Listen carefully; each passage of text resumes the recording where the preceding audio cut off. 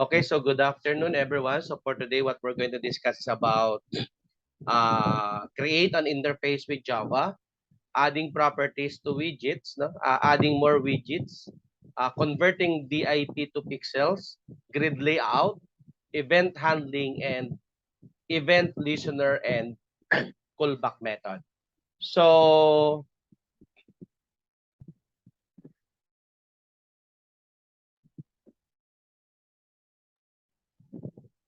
okay. So, interfaces actually, no?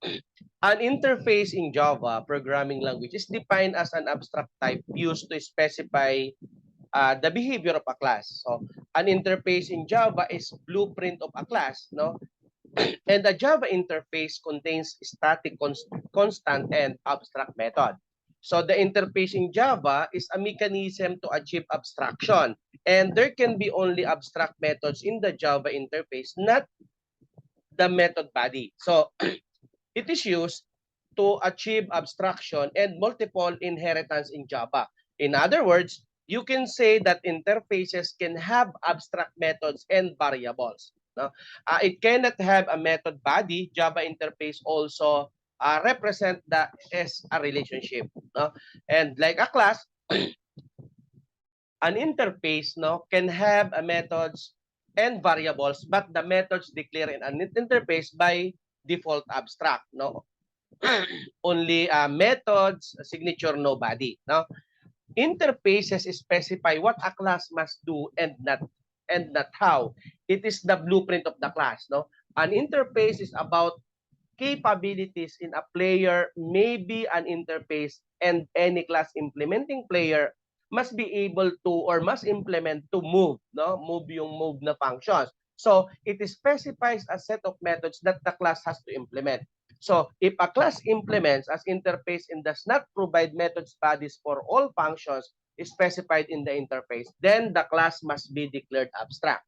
So a Java library example is comparator interface. If a class implements this interface, then it can be used to sort a collection. So to declare an interface, use the interface keyword. No, it is used to provide total abstraction. That means all of the methods in the interface are declared with an empty body and are public. All and fields are public, static, and final by default. So a class that implements an interface must implement all the methods declared in the interface. So to implement interface, use implements keyword. No? So why do we use an interface? No, it is used to achieve total abstraction.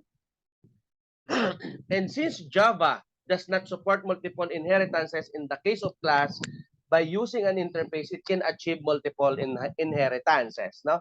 It is also used to achieve loose coupling. Interfaces are used to implement abstraction. So the question arises, why use interfaces when we have abstract classes? No? So I'll just want to play a video presentation before I'll give you a discussions or the difference between the class and interface earlier. No? So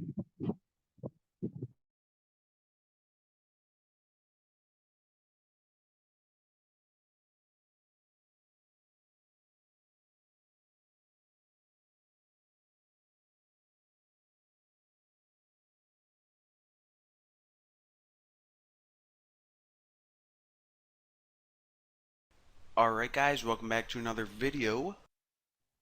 narinig nyo po? Can you hear it? Tutorial. Never know what to say. Do I call it a Sir. tutorial, Sir. video? Who knows? But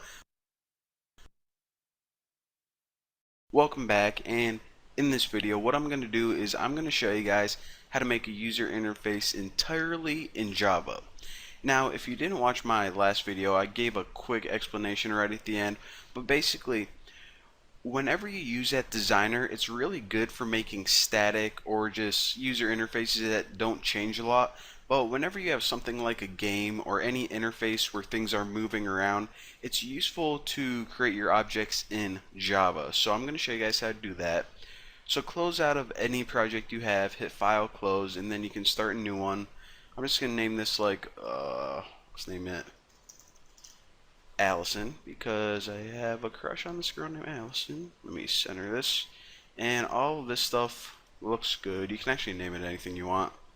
and of course we're making it for the phone, and choose blank activity right here and hit next. Now this is alright, so pretty much just give it a name and keep all the defaults. Now once everything is done setting up, what you can do is you can actually hop right over to your Java file, and actually we aren't going to be using this XML file at all. So again, like I said, let me expand this a little bit. So the first thing that your app is essentially going to do is it's going to look at this class right here, and it's going to say, okay, what layout do you want to use? And right now, in this line right here, the content view pretty much tells your app this is the layout, this is the user interface. And right now it's pointing to activity main, which is this. We know all that already. So what I'm going to do is I'm just going to go ahead and delete that, and I actually want to show my line numbers. So it's on line 14. So delete that. So now we have this class, but it has no interface whatsoever. The user has nothing to look at. So actually I do want to hop over in this XML file, because even though we aren't going to be using it, I do want to show you guys how we need to set up our interface. So this is our main device, so we can't really do anything with the screen. Now, alright, let me adjust myself because get ready to explain. Alright, so the very first thing we need for a user interface is a layout. Now, a layout is just your general rules telling how all of your widgets are supposed to be positioned and aligned and everything. Now, once we have a layout, we can start adding widgets to it. Alright, so first, let's go ahead and make a layout and then add some widgets to it. Now, in order to actually use these classes, we need to import something. So import Android.widget is the first one. And again, the first thing is relative layout. And there are different types of layouts. For example, we're going to be using relative. That's what we're used to working with so far. But they also have table layouts, grid layouts. Again, relative layout is kind of hard to understand at first, because whenever you're laying out your widgets, they're all going to be positioned relative to something else. So for example, the first example we'll say make a button and position it relative to the middle of your screen. So it's kind of hard to explain. It's a lot easier to visualize a table or a grid, but once you start coding, you'll see what relative really means. Pretty much position whatever you have relative to something else. So the next thing we need to do is import Android.widget.button. So again, in this really simple example, I'm just going to have a layout, and then I'm going to put a button in the middle of the screen. So now that you have both of those imported, let me tighten this up so you guys can see it a bit. What we want to do is we want to stick all of the code to create the layout inside the onCreate method. So remember, that code that we deleted was right in here. And remember, whenever your activity first gets created, this is the very first thing it does. So it's always a good idea to make your layout inside this method. So hop right under this statement right here, and actually let me give myself some space. Now the first thing I want to do is just make a relative layout object. So relative layout, that's what we just imported, and I'm just going to name my layout. You can name it anything you want. I'm just going to name mine Bucky's, yeah, I think that's a good name, Bucky's layout. That'll be easy to remember. And what you do is you set this equal to new relative layout this. So now we have a layout. Essentially what we did is we created this right here, but now it has a cool name and we can do some cool stuff to it. So after this, I'm going to create a widget, and I'm just going to create a button. So button, I'll make this a red button. So red button. Again, you can name yours anything you want. And new button this. So now we have a layout and a button, but that's it. We created them and they're in memory, but we didn't do anything to it. We didn't even tell it to actually display these things on the screen yet. So the first thing that we want to do is we actually want to add a widget or pretty much add this button to the layout. Because right now, like I said, these are two separate things and that's it. So in order to do that, take your layout, and anytime you want to add a widget to it, the method is called add view.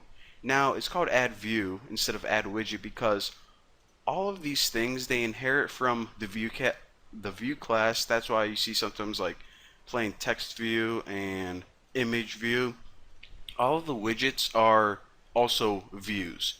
So add view, just think of it like add a widget to your layout. So what widget do you want to add? Well, we only have one so far, the red button.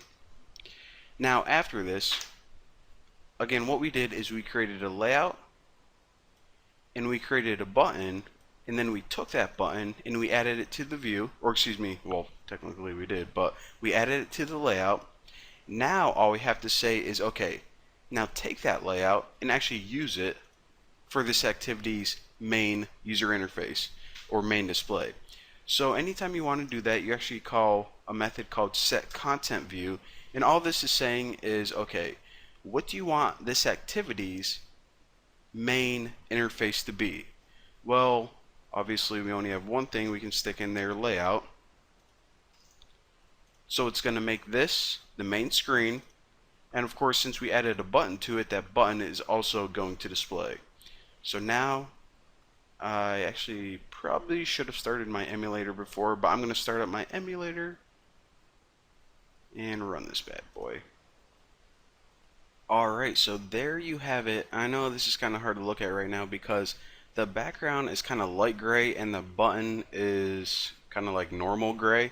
So in the next tutorial, what we're going to do is we're going to actually add some properties to this to give it some color and add some text to the button as well. And also what I did is I added some comments in the source code while my emulator was starting. And another thing that I want to mention is if you guys want any of the source code either from this tutorial or in the future tutorials, at the end of every tutorial I copy all of this and post it in my forum. So if you just want to, I don't know, like sit back and watch the tutorial. Some people like coding along, some people like watching the tutorials and then just using the source code. You can do that as well. But anyways, all of this is going to be in my forum for you guys. So thank you guys for watching. Don't forget to subscribe, and in the next video we're going to be making this look a lot better.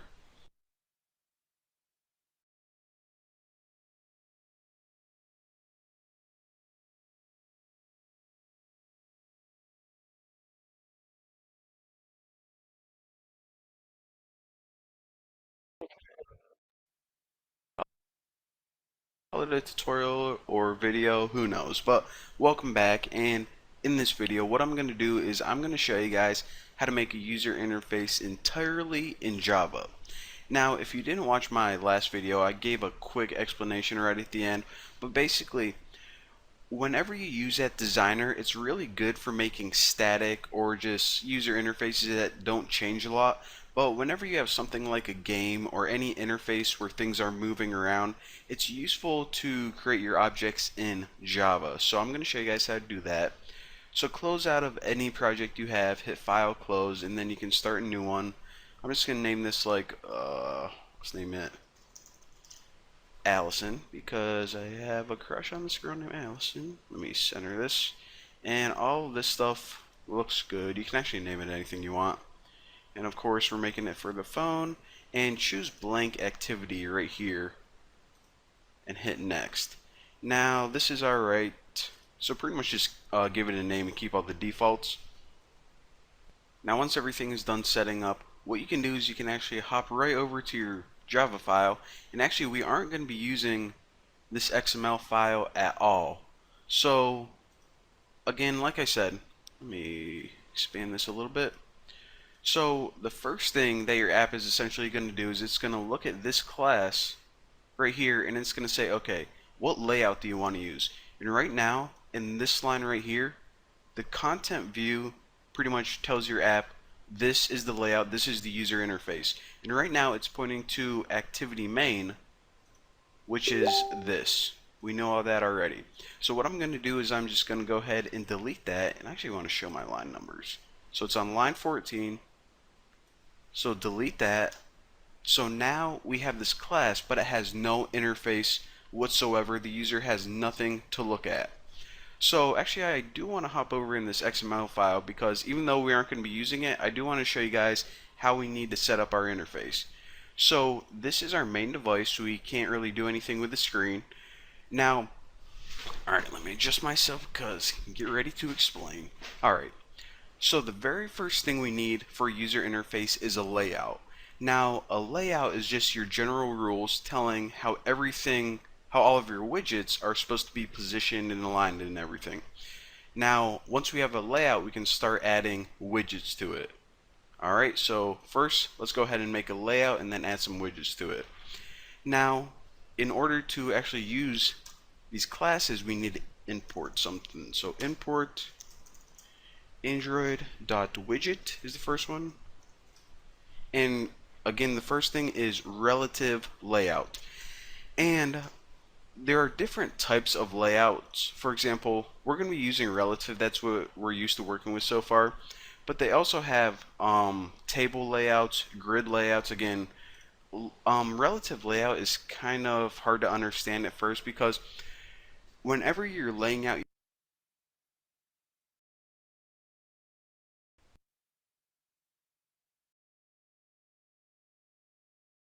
Alright guys, welcome back to another video tutorial. Alrighty guys, so in the last video what we did is we created the most boring interface on earth, gray with a gray button that says nothing on the button. So let's go ahead and spice this up by adding some color and actually adding some text to the button. So anytime we want to work with color, we actually need to import Android.graphics.color. So now we have the ability to use color. Dun dun dun. Alright, so the first thing I want to do is actually just change the color of my layout or the background. So adding properties is actually really easy. Choose whatever you want to add a property to well, the properties are different, but I know that this one is set background color. Now, since we imported from this graphics library, what we can do is call color dot, and it gives you a bunch of default ones. But I don't know what's a good one. Green will probably stand out. Although I think that this green is like lime, like very bright green, so it'll definitely stand out in the thumbnail. So I guess that's good. Now we have a green background in that gray button. So I actually want to change this to red. Since we did name it red button, it would only be fair. Now before I do that, I actually want to set the text. So of course, whenever we use the set text method, it's just going to add text to the button. And what do I want to set it to? And stupid freaking. Alright, I'll just write like click me Haas. Alright, looks good. Actually, I don't want that mark. It looks a little too much if you ask me. So now, of course, we need to set the background color of this to red. So red button, set background color, and color red. Alright, so now our background is green, and our button is now red, and it says click me Haas on it. So let's go ahead and run that and test it out. Alright, so there we have it, looking pretty good, and for some reason this is reminding me of a Ninja Turtle right now. Raphael. Okay, so I kind of am digging this green color with the red. But anyways, the next thing I want to do is I want to show you guys how to take this button and position it in the middle of the screen right there. So right after your layout and right before your button, give yourself some space. Ah, there we go. I ate a Hot Pocket like 2 hours ago, and every time I burp, it smells like a Hot Pocket. So, I'm sure you guys are interested in that. But essentially, what we're going to do with this button, if I could pull this back up, is we need to give it some rules. And the rules are going to say, okay, position yourself in the center of the screen both horizontally and vertically. So it's going to appear right here. So the first thing we're actually going to do is we're going to make a container to put it in, and then we're going to pretty much take that container and position it in the middle. You guys are going to see in just a second. So if you actually call this relative layout dot layout params, these layout parameters are just rules for something you want your layout to do. So since these are going to be applied to the button, I'm just going to name these like button details and set this equal to relative layout params. Now inside here, what you need to pass in is the height and the width for this container.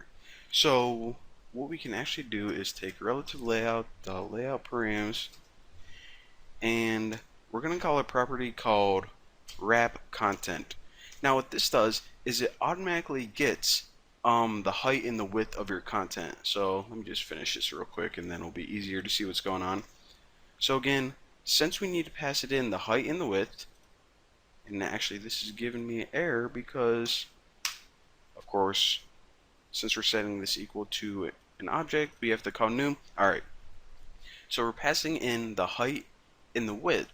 So what we're going to say is just get whatever content is in your container. It's only going to be this button we're going to be sticking in there. And then get the height and the width automatically. So we don't need to pass in like a fixed value or anything. It's really easy that way. So now what we want to do is we want to say, okay, take this and position it in the center of your screen. So now that you got everything set up, you can position it wherever you want it. And in order to do that, just take that object, button details, and the rule for it, again, this is pretty much a rule of how you're going to position it, is relative layout dot center horizontal, and we're going to add another one to center vertically, and then center vertical, and then of course that's going to take it and put it in the dead center.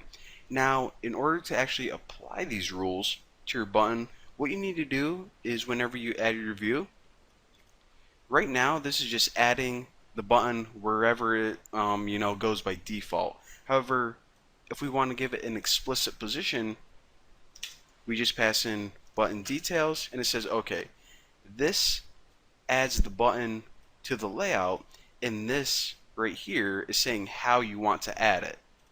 So pretty sweet. Let's run this and make sure we didn't mess anything up.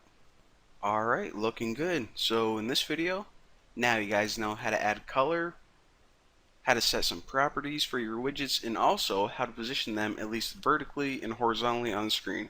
So in the upcoming tutorials, I'm going to show you guys how to have a lot more control and how to create some more awesome layouts. It's going to be awesome. Again, if you want the source code for any of this, it's going to be on my forum. So yeah, I'll see you next time.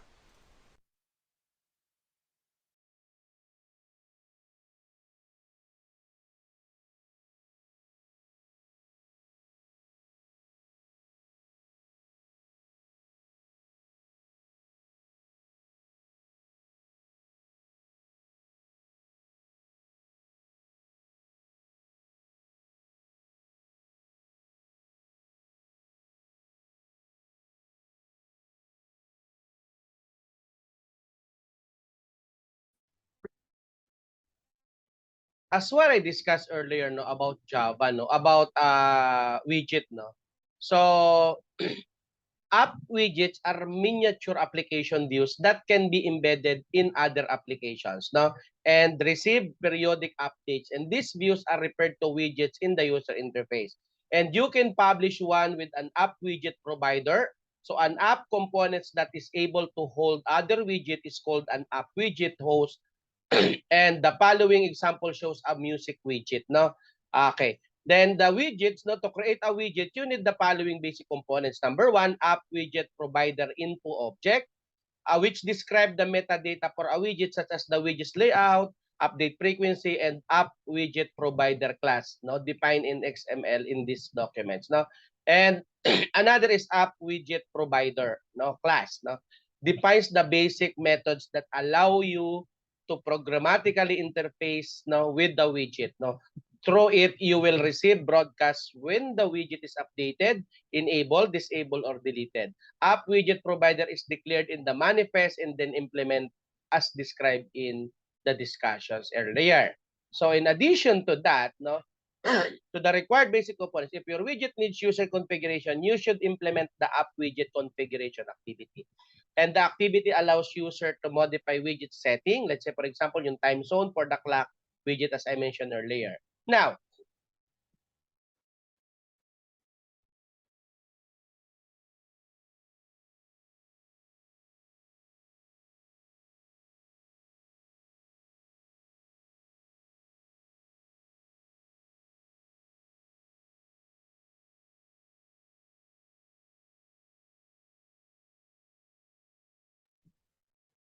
okay, another thing is widgets can be added to your phone homes as quick way to access certain information from apps without having to open the app itself. No, one example is the calendar widget, no, which provides a quick view of the upcoming events in your calendar without having to open the calendar application. Although Galaxy devices come with certain default widgets, if you wish to add a widget to your home screen that goes not appear in the widgets menu, you will first have to download the corresponding app, no? So, again, it depends upon to your mobile phone. Either smartphone siya or Apple or Android smartphone or tablet, no? It depends, okay? Now,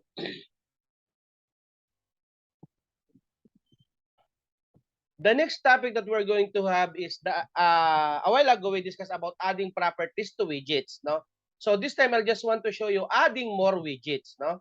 Okay, so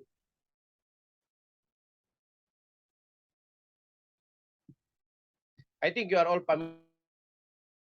familiar with this because you are using your cell phone and mobile.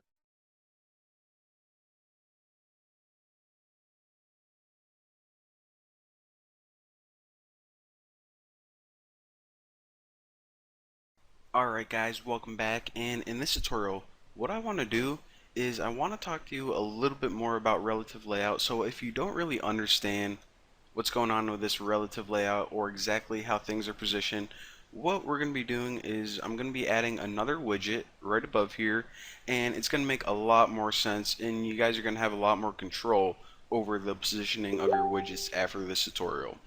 So just like, actually let me do this. This might like make a little more sense. So I'll say that we're making the same home screen as last time, where you have an email and a password and you click this to log in.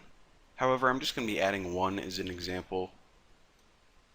So instead of click me Haas, I'll put like log in. So I don't want to just run that, but this button is eventually going to say log in. So now let me go ahead and add one of those inputs, which would be an area where the user could type something. So the first thing we need to do is import it. So import Android.widget, and it's called edit text. Alright, so actually let me do this. Alright, I'm going to take this button, cut this, and put it right under here. Alright, so we have the layout created, and then we have the button created, and now these are the button's rules, and then all of the housekeeping is taken care of down there. So I think that's a little bit more organized. So now the first thing I want to do is just create that edit text field, and we'll say that, I don't know, it could be like for the username. So I'll put username input, even though it's technically called edit text. So edit text, I'll just name it username. That'll be easy to remember, and set it equal to, why do I always freaking type new edit text in this. Holy sweet.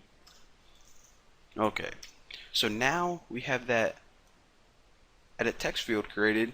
Now the next thing I want to do is this. Eventually, of course, whenever you make a real life application, you're going to have a bunch of widgets on your screen, a bunch of stuff. Now, a good thing to always do is to set an ID for each widget, so then you can reference each one. You can also do some other cool things if each widget has its own ID. So again, an ID is just a number to reference each one. So let's go ahead and add an ID to this button and also the username. So red button, and all you have to do, it's really easy, set ID and then pass in a value, and also do the same for username. Set ID, and we'll call this one 2. So the ID of red button is 1, and the username input, which is above it, that widget will be ID 2, and I'll show you guys what we do with that in just a second. But for now, remember I said, whenever you want to lay out something explicitly in a certain position, you need to give it these rules right here. So we already did it for the button, so now we have to do it for the username as well. So this is actually going to be really similar. So if you just copy these button details and paste it right below, then just change the variable button details to username details. And let me see who's texting me.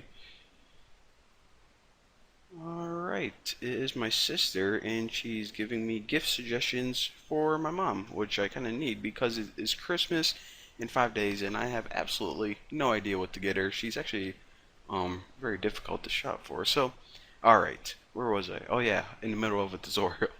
Alright, so now we have rules, and these are basically the same exact things. We're pretty much just making a container right here called username details, and the container is the same size of whatever that input is. Simple enough. So now what I want to do is say, okay, I'm going to take that container, which is pretty much the input, and I'm going to position it right above this button. So how do we do that? Well, above these button details, let me add a give rules to position widgets. Alright, so the first thing we need to do is username details. We need to add a rule, and the first rule is going to be this. We're going to say that we want to position it above here. Where above? Well, we didn't get into those rules yet, but we do want to position it above. So relative layout dot above. So that takes it and it puts it above the button. Now, actually, I lied. This doesn't put it above the button. This just says, okay, you want to position it above something. In the second parameter, that's where we put the button. So we say red button, and this is where the get ID comes in handy, because we need to pass an ID of a widget in here, which is going to be 1, and then it's going to say, okay, take this and position it above the thing with the ID 1. So position it above the button. So now our username input is sitting above that button. So the next thing we need to do is add another rule, and that is this. So it's going to be above the button, but we also want to take it and center it horizontally, so it's in the middle of the screen. And of course, horizontal means left and right, so now it's going to be above and in the center. But right now, if we just ran this, it would be sitting directly on top of it, and of course you always have some space between the input and the button. So let me show you guys how to add a little margin or padding between those two.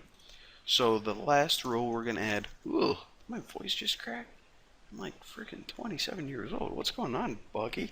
Alright, so set margins, and actually and here's another tip.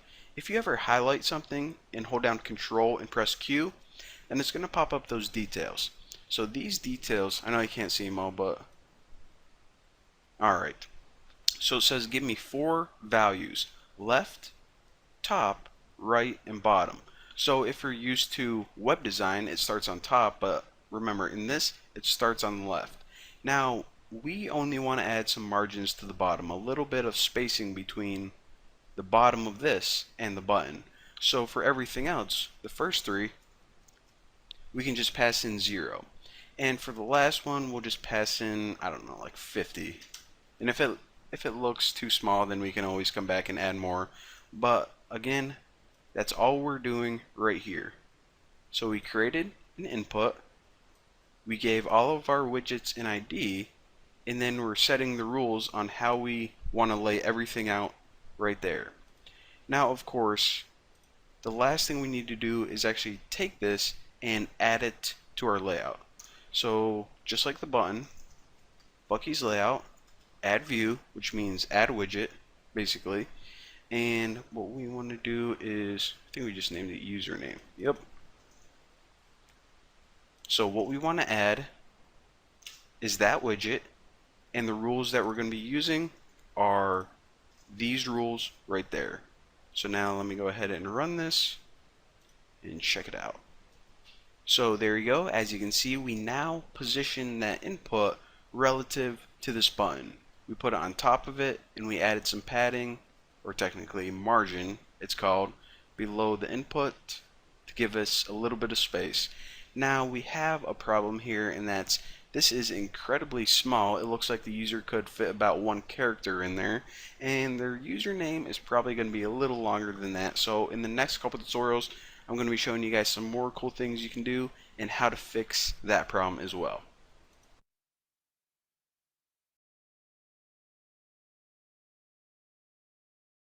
So again, as what we discussed no earlier, no, based on the given, no, there are certain layout that places its children rectangular grid, no. So the grid in as a composed of a set of infinitely thin lines that separate the viewing area into cells, no. And the grid layout, no, as what later on no, we will be able to demonstrate about on how to convert deep to pixels, no. Because right after adding widgets, no, of course, as I mentioned earlier, we could able to use on the home screen tab, no, hold on any available space, no, then tap the widgets, no. Then tap and hold the widgets you would like to add. Now, if you're looking for the Google search bar, you will need to Google or Google search, then tap and hold the Google search bar, no. And most commonly, now I'll just want to play a video about on how we will be able to convert DIP to pixels, no.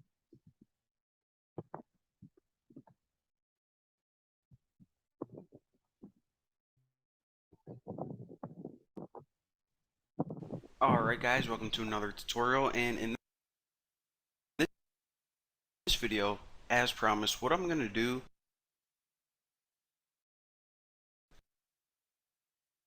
is I'm going to show you guys how to change the width of this thing right here. And you're probably thinking, alright, so that's one property, probably one line of code. Why the heck do you need an entire tutorial to teach me this? Well, yes, the method to change the width of this input is indeed one line of code, but this is the problem that we have with that line. The method that we're eventually going to use, called setWidth, it only accepts a pixel value. Now remember, I told you guys that different pixels are different sizes on different devices. For example, you can have a big screen TV and a phone with the same number of pixels. So if we just added a pixel value in there, it's not going to be very uniform. It's going to show up different on everyone's device, and of course we don't want that. So what I'm going to show you guys how to do in this video, let me clean this up a little bit, is essentially take density independent pixels, those DPs or DIPs, and convert them to pixels. So in order to do that, we need to import two more libraries. The first one is import android.content.res. Added a dot there. Resources. Now the next one is import android.util.typed value. And I'll tell you guys exactly why we're importing both of these in a second. But for now, scroll down, and right under your button details, right above you where you add everything to your layout, what we're going to do here is we're essentially going to say, okay, this is how many DIP or density independent pixels, sometimes I call them device pixels, but They're the same thing. Don't let me confuse you. So we're going to convert those to a pixel value because, again, that set width method, it only accepts pixels, but we want to use DP. So the first thing we need to do is call resources and make a variable named R and set this equal to get resources. Now, we're going to need this value in a second, but what get resources does is it essentially gets a bunch of information about your app. Now, what we are interested in is the piece of information about the display or the screen, and it's a parameter for the next line of code. So if you don't understand this, you will in like 15 seconds. So now what we need to do is we need to essentially convert a DIP value to a pixel value, and this takes one line of code. So I'm going to store the answer in a variable called pixels and set this equal to, first, we're going to call a method and we're going to typecast it to an int. So again, whatever we get back, we want to convert it to an integer value because pixels can only be integers, so that's what we're doing. So next, we want to use this typed value dot apply dimensions and add your semicolon right there because this is actually going to take 3 different parameters, and what this is essentially going to do is this is the method to convert DIP to pixels. So the first parameter that it takes is typed value. Might as well type this out. Why do I always write types? Typed value. Now after this, complex unit DIP. So again, the very first thing we're saying is this is the unit that we're trying to convert. So I know that it looks kind of weird right now, but we are trying to convert DIP, device independent pixels. So the next parameter, of course, it says, okay, how many of those do you want to convert? 200. And the last parameter that it takes, let me give myself a little more space right here, is essentially, okay, that's what you're trying to do. Now, I need some information about the screen. So R dot get display metrics is the last parameter. So I know this looks really weird and really stupid. So yeah, let me talk you through it one last time. Actually, let me finish this code and then you guys might see what's going on. So if I write username dot set width, again, look at this. This set width method, it only accepts an integer value in pixels. So that's the reasoning why we had to typecast it and get pixels from DP. And of course, for here, we just pass in that value of pixels. So again, this line of code right here, what it does is it takes whatever value in DP or DIP and converts them to pixels. And once we have that pixel value, we can pass it in right there. So this value is actually going to change from device to device. However, the size of our display is going to be consistent across every device. So that is pretty sweet. So now let me just go ahead and run this and show you guys what's up. So there you have it. Our little edit text input form is now the same size on every single device. So I know it was kind of confusing, but hey, you're going to have to pretty much yell at the developers of Android instead of me, because right now that's how you do it. So for now, thank you guys for watching, and in the next tutorial we're going to be moving away from creating user interfaces in Java into something entirely different and actually a lot more interesting. So thank you guys for watching. Don't forget to subscribe, and I'll see you guys next time.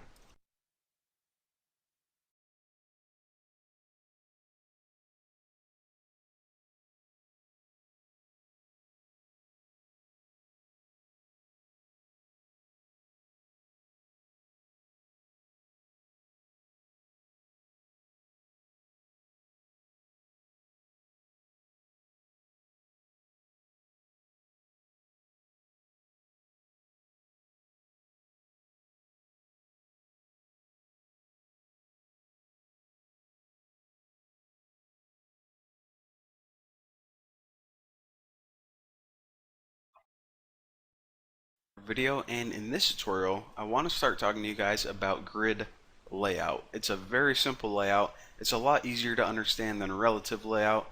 So that's what we're going to be doing. And also, I probably should mention, I started a brand new project and I chose blank activity. So do that as well. I didn't think I needed to walk you guys through it since, I don't know, I already did like 3 times. But anyways, brand new project, blank activity, choose any name that you want. And once it opens up, you should be looking at this screen right here. So the first thing I actually want to do is just get rid of this text view because I want to start from scratch. So delete that. Now, a grid layout is pretty much exactly like you would think. If you hover over it, it says a layout that places its children or allows you to arrange widgets in a grid. Now, of course, a grid, just like a spreadsheet or anything, is made up of rows and columns. So it's really easy to start placing everything out, and probably any app that you make, it's going to use at least one grid layout. At least all the apps that I made, I always use grid layout. So the first thing we obviously need to do is take this grid layout and drag it on your screen and just put it in the top left right now. Looks good. Now another thing I want to do before you start adding any widgets to this layout is this. I only want this layout to fit to the size of whatever contents it has. So right now it's taking up our entire screen. So in order to pretty much just adapt to the size of whatever is inside it, what you can do is you can actually just go up to these buttons right here, and this one says set layout width to wrap content. So click that, and the vertical arrows sets the layout height to wrap content. So click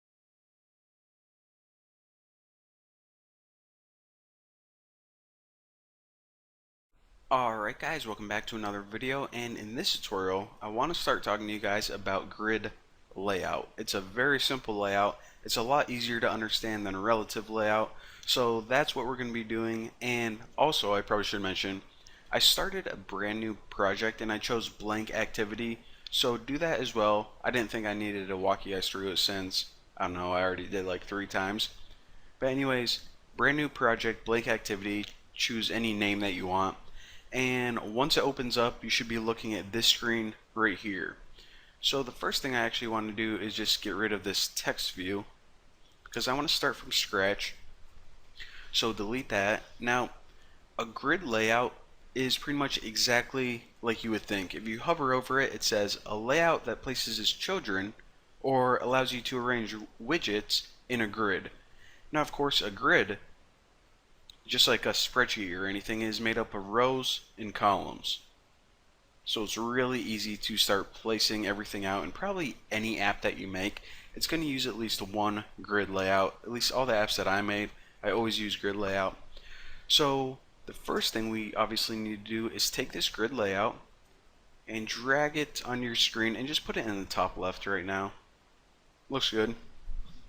Now another thing I want to do before we start adding any widgets to this layout is this. I only want this layout to fit to the size of whatever contents it has. So right now it's taking up our entire screen. So in order to pretty much just adapt to the size of whatever is inside it, what you can do is you can actually just go up to these buttons right here, and this one says set layout width to wrap content. So click that, and the vertical arrows sets the layout height to wrap content.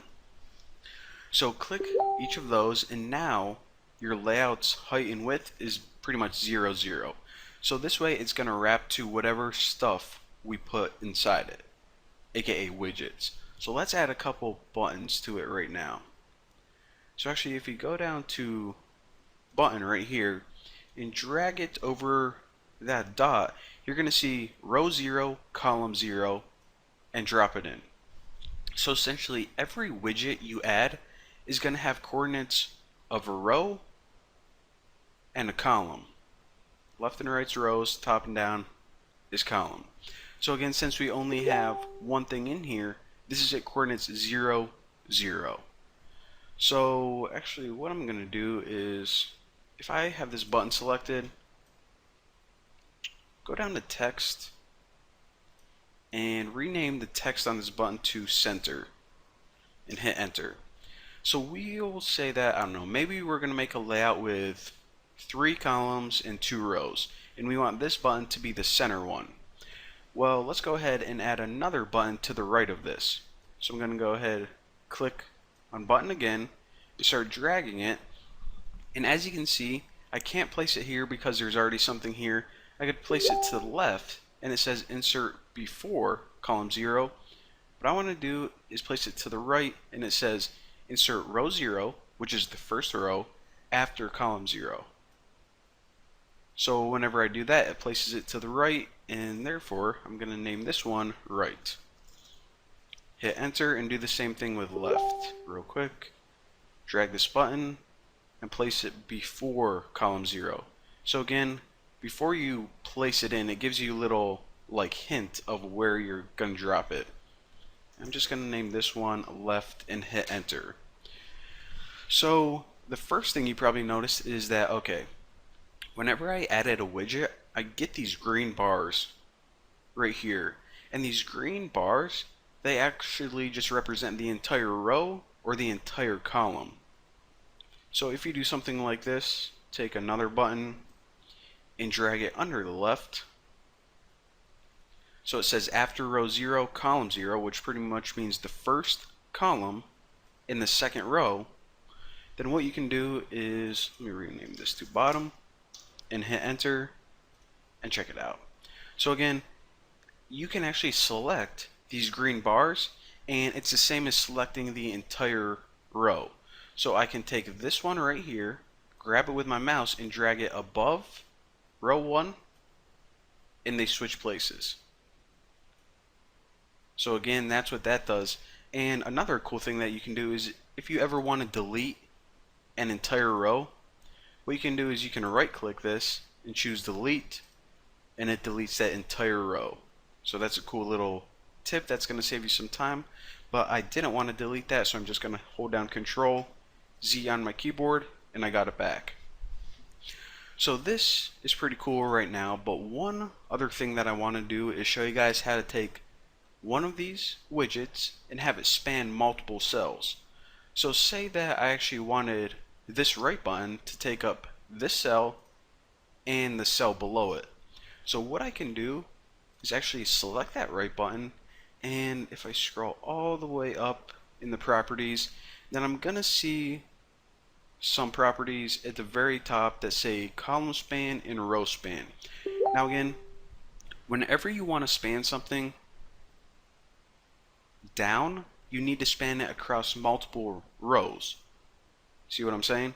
So for the row span, when I have that button selected, if I add something like 2 in here, watch what happens to these blue grid lines. Hit enter. So now this one cell is taking up 2 rows. So this row span is pretty much asking how many rows do you want to take up? Well, 2, good enough.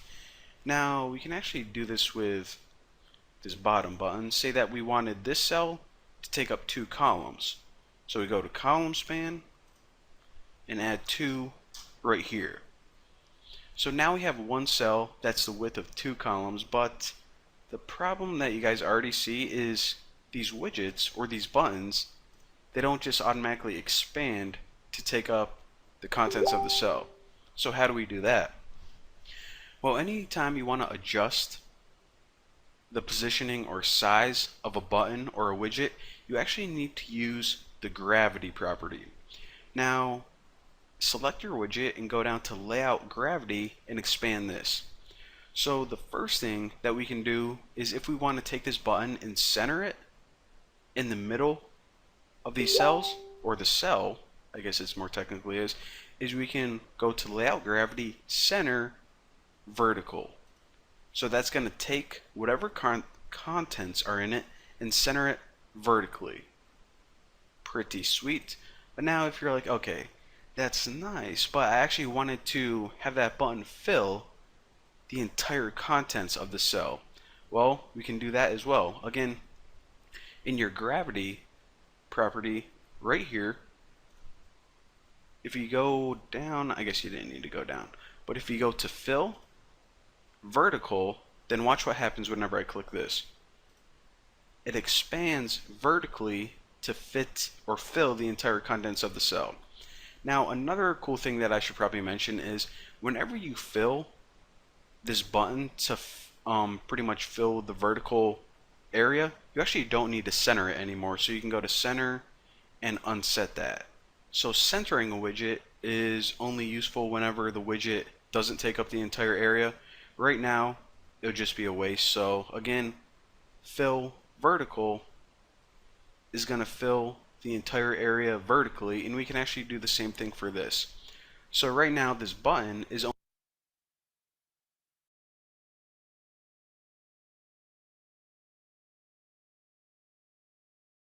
only taking up half the area. If we ever want to fill it to fit the entire area horizontally, you guys can probably guess what's going to happen. Fill horizontal. So there you go. So that's the real basics, can't talk today, of a grid layout. Again, you can adjust things or align them in rows and columns, and this is how you span across multiple cells and also take any widget and fill it to fit however many cells that you want. So for now, thank you guys for watching. Don't forget to subscribe, and for your challenge or your homework, this is what I want you guys to do. I want you guys to design the coolest layout using a grid layout, take a screenshot of it and post it on my forum. So even if it's not that great, then just go ahead and take a screenshot of it and post it on my forum.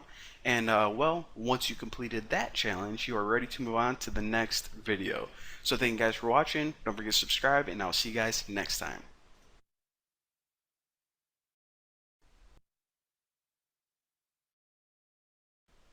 Alright guys, welcome back to another video, and in this tutorial, what we're going to be doing is we're going to start learning the basics of event handling.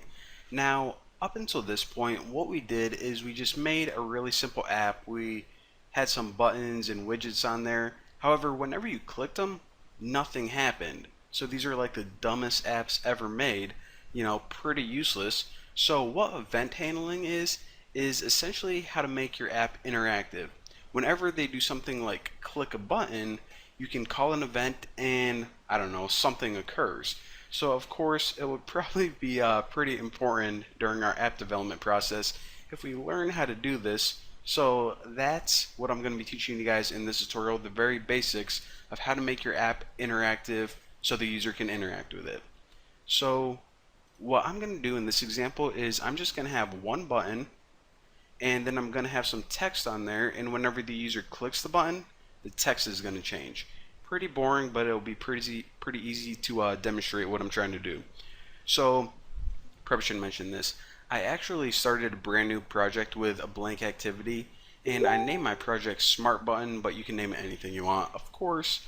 So, the first thing I want to do is I'm going to open up this activity main layout, and I'm going to delete this text view right here. So highlight it and hit delete. And the reason I did that is because I just want to drag a large text right there because it's a little bit easier to see during the tutorial. And again, I need a button as well. So go ahead and take a button and drag it right in the middle.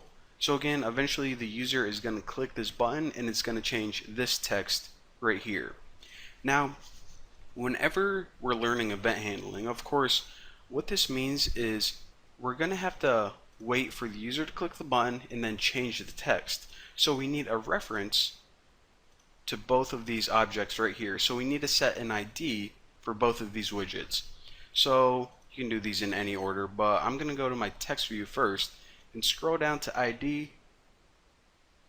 And right here it says text view, but that is kind of hard to remember and pretty generic, so I'm just going to name this Bucky's text and hit enter. Name it anything you want, but actually write this down or remember it because it's pretty important. And for my button, I'm going to change the ID to, you guessed it, Bucky's button. Hit enter. So now, again, once each of these widgets has an ID, we can reference them through our code. Now the only other thing I want to do before we hop into our Java file is actually take care of these little warning messages right here. And you guys already know what these are. It says treat your strings as a resource, so click this, click the arrow, and let's just give this string a name. So for the text, I'll just name it like message underscore text. Make sure you don't name this the same as your ID or else that'll get confusing. So that's for my string, and do the same thing for the button. Alright, so for the button string resource, I'll just name this like the button text. So this will be the text that's on the button, and hit OK. So now what I want to do is I want to change the default text for both this string right here and also the text that's on the button. Now what I can do is I can go here and show you guys that shortcut, but your file, that strings.xml file, is actually under app, resources, that's what RES stands for, values, strings.xml. So for the button, I'll just set something like, what can I put for the button, like click me Haas. So that's the text that's going to appear on the button. Now this right here is the default text. So it's the first thing that the user is going to see whenever they open their app. Now again, whenever they click the button, it's going to change, but by default, I'll just write something like hello. Since that's pretty creative, you know, just hello. How boring is that? Now if you hop back over, you can see, okay, the default text of each changed appropriately. And actually, let me close out of this because we don't need it anymore. So now that we have our interface set up, let's go ahead and hop over to our Java file. And the first thing that we need to do is we need to import a few things.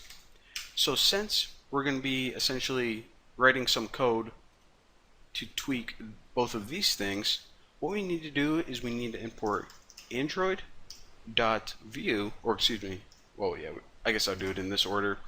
Android.view view. And remember, a view is basically any type of widget. So after this, we just need to import the packages for the button and the text view. So Android.widget.button and import Android.widget. And I just remembered something, text view. Now also, what I'm going to do is I'm going to go ahead and start my emulator. So that should be ready by the time we are done with this. And actually, let me just pause my screen recorder because I don't want, sometimes when I run my emulator, my screen recorder automatically gets stuck on that and my mouse won't move. So let me pause. Alright, so hopefully you guys can see my mouse moving right now. If not, and if I have to re-record this, then I'm going to uppercut my computer and then drop kick someone else's computer because it's really annoying when that happens. But anyways, alright. So we have everything set up. We imported all the stuff we need. Our interface is good to go. Now let me talk you guys through the basics of event handling. So like I said, event handling is essentially making something happen whenever the user interacts with one of these widgets, in this case clicking the button. So event handling kind of has two parts to it. The first thing that we need to do is we need to tell this button, okay button, you're not just a dumb button that's sitting on the screen anymore. You actually have to sit and wait for something to happen. And this is called adding an event listener. So adding an event listener means that your button is now going to listen for events. In this example, a click. So once we added an event listener, it's going to be waiting for a click. Now the second part of event handling is, of course, after that click occurs, you need to make something happen, because even though it knows it got clicked, it would be pretty useless if nothing occurred. So the thing that happens is called a callback method. So again, event listener is basically waiting for a click, and the callback method is the code that happens, in this case, changing the text on the screen. So really simple to understand, two parts, but it does take a bit of code.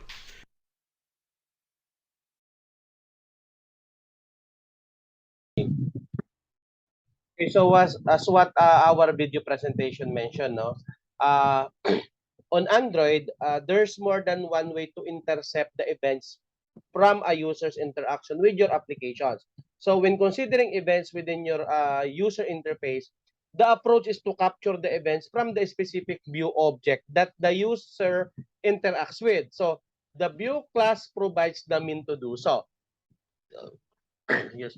So within the various view classes that you'll use to compose your layout, you may notice several public callback methods that look useful for UI events.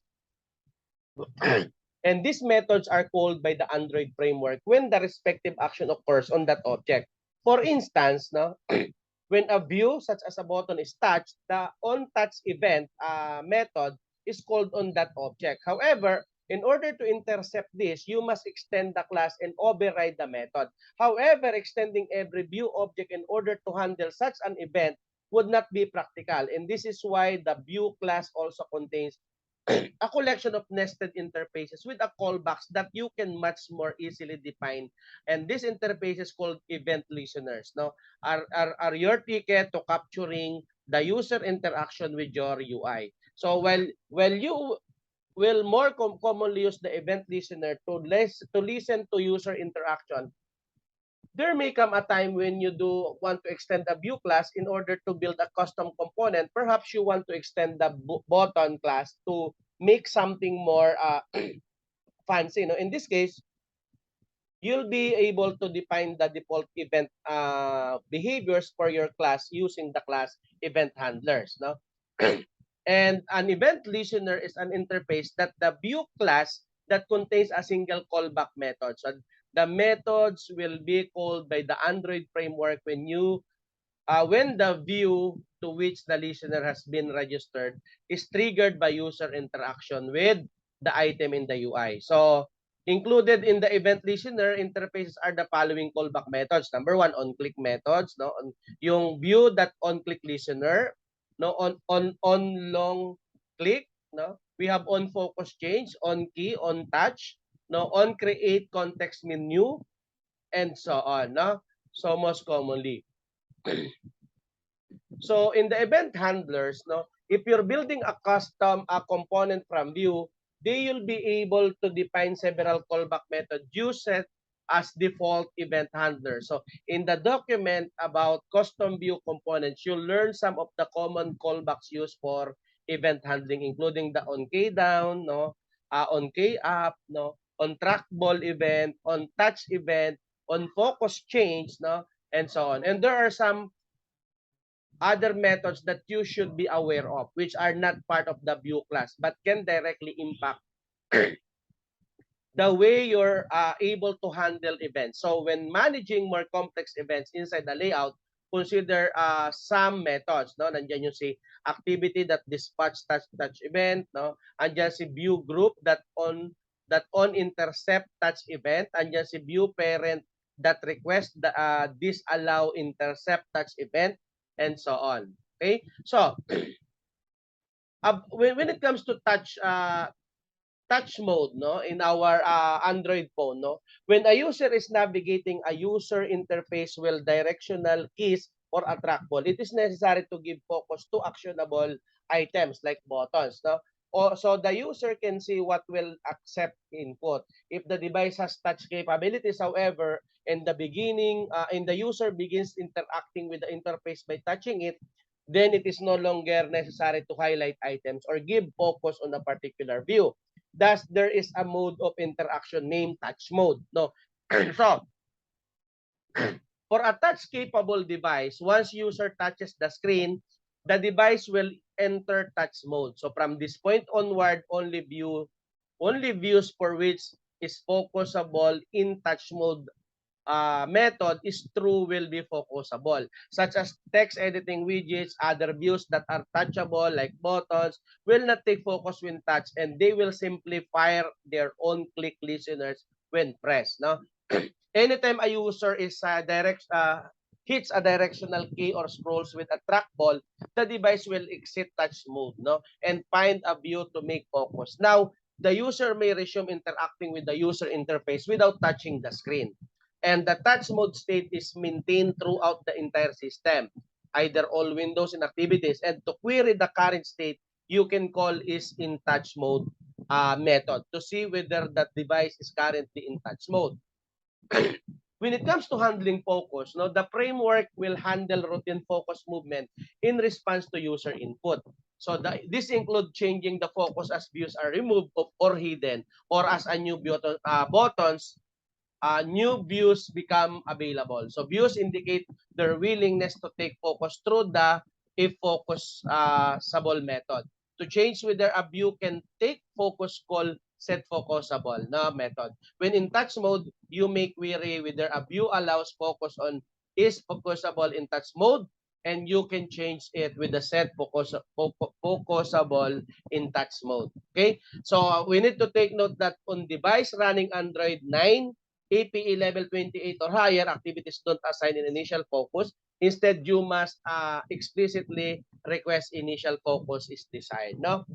Because focus movement is based on algorithm which finds the nearest neighbor in a given direction. In rare cases, no, the default algorithm may not match the intended behavior of the developer. In this situation, you can provide explicit overrides with the following XML attributes in the layout file. Katulad nung next focus down, next focus left, next focus right, and next focus up.